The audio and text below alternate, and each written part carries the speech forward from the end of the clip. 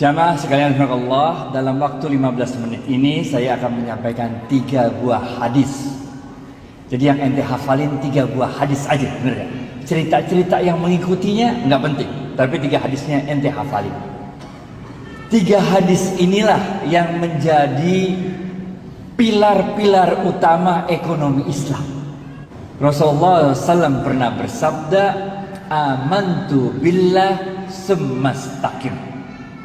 Waktu itu Rasulullah SAW ditanya oleh sahabat, ya Rasulullah, jelaskan padaku apa itu Islam, yang dengan penjelasanmu itu aku tidak perlu bertanya lagi pada siapapun tentang apa itu Islam. Maka Rasulullah SAW menjawab pertanyaan itu, amantu billah sumastaqim. Berimanlah kepada Allah dan jujurlah dalam imanmu. Have faith in God and be honest in your faith. Ini hadis pertama yang jadi pegangan kita kalau mau ngembangin ekonomi Islam. Hadis pertama ini juga yang menjadi dasar untuk kita menjadi la'allakum tattaqun. Ada orang nggak ada orang, dilihat orang nggak dilihat orang, kita jujur dengan iman kita. Hadis pertama ini juga yang menjadi dalil bagi kita untuk merasa cukup dengan yang halal saja. Pertama, karena Allah melihat kalau kita lakuin yang haram. Kedua, kita yakin, kita beriman bahwa rezeki itu ada yang ngurus, namanya Allah. Sayyidina Ali bin Abi Thalib radhiyallahu anhu pernah berkata, jangan pernah khawatir untuk 2 hal. Yang pertama, jangan pernah khawatir dengan kematian. Ngapain ente khawatir dengan kematian? Udah ada jadwalnya mati. Kalau belum jadwalnya mati, enggak bakal mati. Yang dalam Al-Quran Allah mengatakan, kullu nafsin za'iqatul maut. Enggak usah dihitung-hitung mau mati berapa hari lagi, berapa bulan lagi, berapa tahun lagi. Enggak usah. Enjoy life, be happy. Karena kematian udah ada jadwalnya. Nggak usah khawatir sama yang mau mati, nggak perlu khawatir. Ada orang yang udah sakit lama kagak mati-mati, bener nggak? Yang ngarawati ya 3 orang mati terus, bener nggak? Yang kedua, jangan pernah khawatir dengan rezeki. Karena Allah berfirman dalam sebuah hadis qudsi, tidak akan meninggal dunia seorang anak cucu Adam sebelum semua jatah rezekinya dia terima. Jadi ente khawatir apa? Nggak bakal mati, men, nggak bakal mati sebelum semua jatah rezeki kita terima. Udah bisa jalan diri, makan diri, udah bisa ngapa-ngapain, udah kerja puluhan tahun, giliran PHK aja ente bingung ngapain, men? Kenapa ente jadi harus khawatir? Ngerti gak? Paham ya? Bener paham nih? Aneh tes nih ya? Yang bisa jawab gocap. Hadis pertama, Rasulullah SAW bersabda, amantu. Mana? Gocap serius, amantu. Gocap.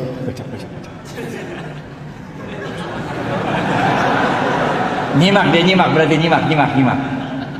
Paham ya? Hadis pertama nih.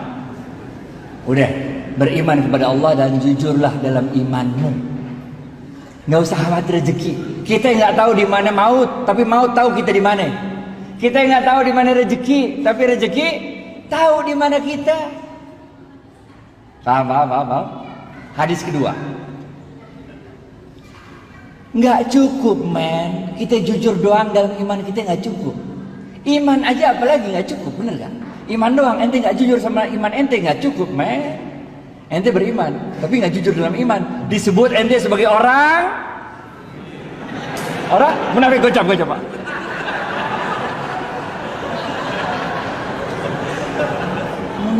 Munafik, ente munafik ngapain? Bener gak? Iman and jujur dalam iman ente. Hadis pertama. Hadis kedua, nggak cukup, men. Ente nih tarawih berapa rakaat terserah dah. Khataman Quran berapa kali terserah dah. Umroh Ramadan, bener gak? Zikir terus, sholat malam. Tapi tetangga ente kelaparan, masuk surga apa kagak? Kagak masuk surga, men. Model Islam kayak apa kayak begitu?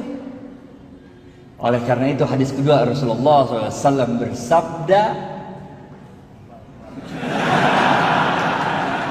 khairun nas, gocap, khairun nas anfa'uhum linnas.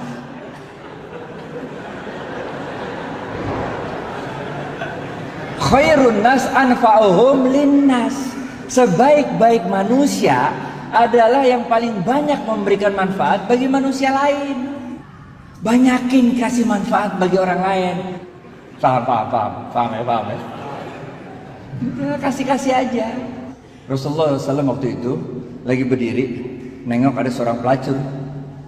Jibril turun dari langit atau gitu. Oh, ada apa Jibril? Gitu kira-kira. Ya gitu, gayanya kita gitu lah. Apa Jibril? Ya Rasulullah, kata Jibril, Allah telah menetapkan nasib wanita pelacur itu menjadi seorang calon penghuni neraka. Oh begitu. Udah Jibril balik lagi ke langit, aja. Di depan wanita pelacur itu lewat seorang ibu-ibu gendong anak kecil. Anak kecilnya kelaparan, nangis sampai suaranya udah nggak ada tenaga lagi nangisnya. Si pelacur ini lagi makan sepotong korma, udah digigit itu kormanya udah sepotong, udah tinggal sepotong lagi. Karena dia iba ngelihat itu anak kelaparan, karena dia nggak tega ngelihat itu anak kelaparan, maka korma yang udah digigit tinggal separuh ini dikasih sama dia sama tuh anak, sehingga anaknya diem nangisnya. Jibril yang udah balik langit balik lagi, ada apa lagi Jibril? Gitu, bolak balik mana? Langit kan jauh, bener gak? Jibril mengatakan, ya Rasulullah, Allah telah merubah nasib wanita pelacur itu dari seorang penghuni neraka menjadi seorang penghuni surga. Kocak.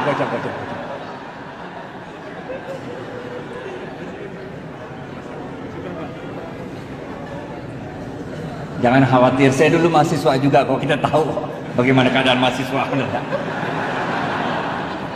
Saya mahasiswa juga men dulu, kalau makan tuh nggak ada yang model makan malam, makan pagi, makan siang, nggak ada. Kalau kita makan jamak kosor. Siang enggak, malam enggak, kita kosor tengah-tengah, jamak kosor. Ntar malam kalau udah lapar dikit, lalu cari burjo dah. Bubur kacang hijau. Khairun nas anfa'uhum linnas. Hadis ketiga terakhir, habisnya.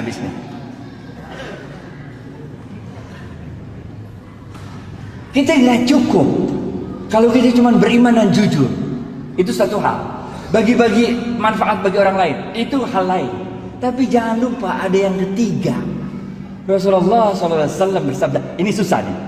Kalau ini susah, ini hadisnya jarang didengar nih. Cepet.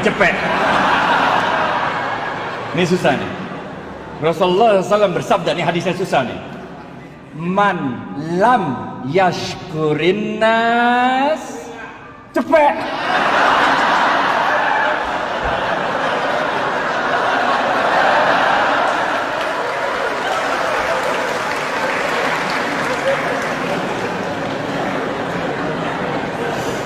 Man lam yashkurin nas lam yashkurillah.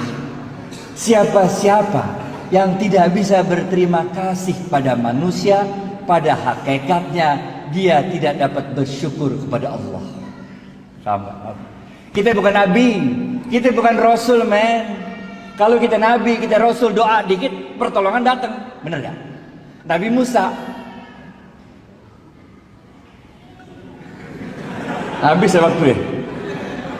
Beruntung habis waktunya, udah habis, tapi dikit lagi ya. Dikit lagi, duitnya masih banyak.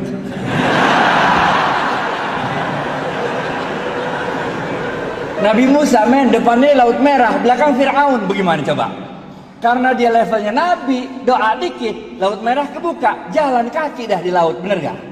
Fir'aun ngikutin, doa lagi, laut ketutup, Fir'aun mati, bener gak?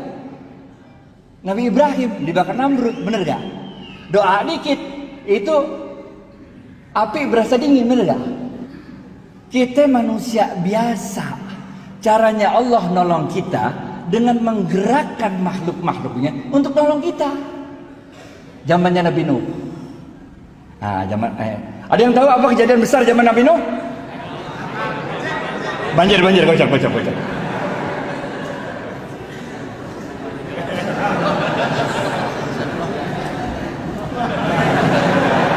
Banjir, bener gak? Ada seorang ahli ibadah zaman Nabi Nuh. Kerjaannya ibadah terus, men.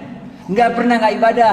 Inna sholati wa nusuki wa mahyaya. Gocap. Ini jamaah masjid pinter-pinter semua ya. Air udah mulai banjir, udah sampai lutut, men. Ini ahli ibadah terus doa-doa sama Allah. Tetangganya datang, dia bilang apa? Syekh, ayo cepat tinggalkan tempat ini. Kita gabung sama kapalnya Nuh alaihissalam. Kalau kakimu yang tua rental tidak sanggup berjalan ke kapalnya Nuh alaihissalam, biarlah kami yang menggendongmu untuk bergabung dengan kapalnya Nuh alaihissalam. Apa kata orang tua ini? Dia katakan, ruh, pergi kalian dari sini. Aku tidak butuh bantuan makhluk manapun. Hasbunallah wa ni'mal wakil. Gocap. Jadi ente mulai agak ngerti sekarang kan? Kalau saf depan dapatnya ontak, bagian belakang dapatnya telur kan? Mulai ngerti kan?